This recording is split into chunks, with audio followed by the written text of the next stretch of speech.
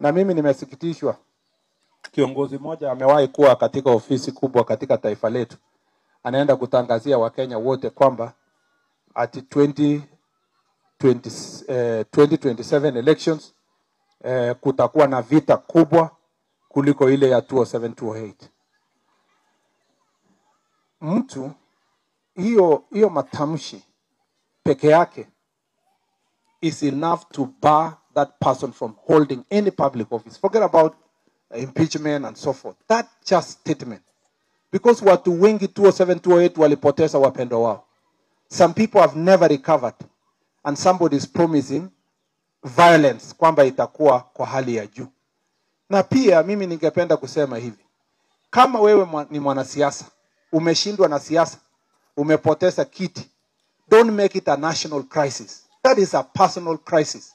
Don't burn the entire country because of your personal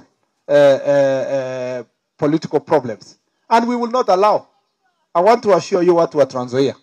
Najua hapa tuko na kabila zote, tuko na dini zote, tuko na nationalities wote, kuna mpaka wazungu hapa wa kutoka sehemu mbalimbali duniani.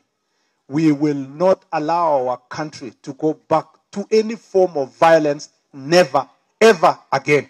Hiyo haiwezekani. Not when Kipchumba is the Minister of Security.